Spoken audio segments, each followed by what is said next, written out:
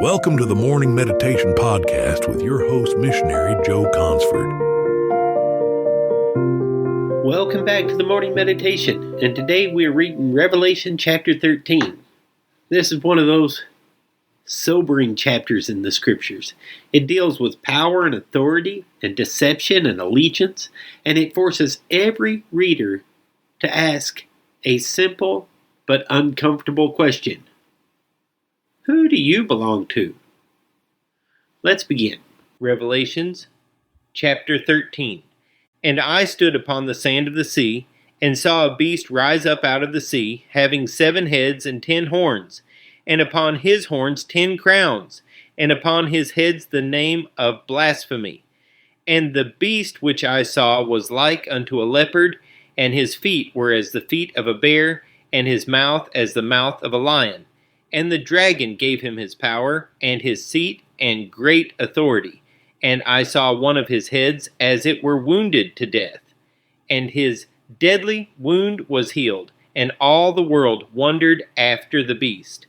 And they worshipped the dragon, which gave power unto the beast.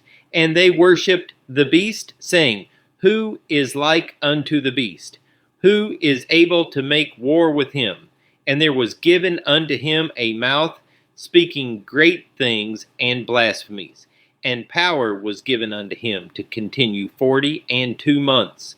And he opened his mouth in blasphemy against God, to blaspheme his name, and his tabernacle, and them that dwell in heaven. And it was given unto him to make war with the saints, and to overcome them. And power was given him over all kindreds, and tongues, and nations.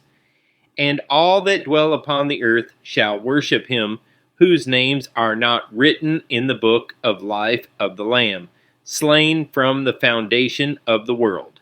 If any man have an ear, let him hear. He that leadeth into captivity shall go into captivity. He that killeth with the sword must be killed with the sword. Here is the patience and the faith of the saints. And I beheld another beast coming up out of the earth. And he had 2 horns like a lamb, and he spake as a dragon. And he exerciseth all the power of the first beast before him, and causeth the earth and them which dwell therein to worship the first beast, whose deadly wound was healed. And he doeth great wonders, so that he maketh fire come down from heaven on the earth in the sight of men, and deceiveth them that dwell on the earth by the means of those miracles which he had power to do in the sight of the beast, saying to them that dwell on the earth, that they should make an image to the beast, which had the wound by a sword, and did live. And he had power to give life unto the image of the beast, that the image of the beast should both speak, and cause that as many as would not worship the image of the beast should be killed. And he causeth all, both small and great, rich and poor, free and bond, to receive a mark in their right hand or in their foreheads, and that no man might buy or sell, save he that had the mark, or the name of the beast, or the number of his name. Here is wisdom. Let him that hath understanding count the number of the beast, for it is the number of a man, and his number is 666. Revelation 13 pulls back the curtain on something that's always been true. The world is drawn to visible power. The beast doesn't rise quietly. He rises with authority, admiration, and intimidation.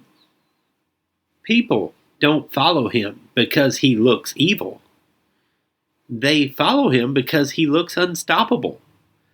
This chapter shows us that deception rarely announces itself as rebellion. It presents itself as strength, unity, and a solution. And in the middle of it all, God inserts a pause. If any man have an ear, let him hear. That is a call to discernment. So, Today, let's look at this. Number 1, power without truth always demands worship. The beast doesn't just rule, he is admired. Revelation 13 reminds us that unchecked power eventually asks for loyalty that belongs only to God. Number 2, deception works best when it imitates what is real. The false system mimics authority and signs and unity. Satan doesn't invent truth. He distorts it. That's why discernment matters more than popularity. And number 3, allegiance is revealed under pressure. This chapter draws a clear line. Everyone belongs to something. The question is who? Faithfulness isn't proven when it's easy, but when it costs something. Revelation 13 reminds us that the greatest battle isn't over territory. It's over worship. Tomorrow, we turn to Proverbs 14, where wisdom shows us how a heart, a home, and a nation are built or destroyed. If today's meditation helped you, make sure you subscribe, listen, and don't miss tomorrow. This has been the Morning Meditation Podcast, and I'm Joe Consford, and we'll see you tomorrow. Thank you for listening to the Morning Meditation Podcast. Missionary Joe Consford invites you to join him each weekday. You can visit our website at consfords.com.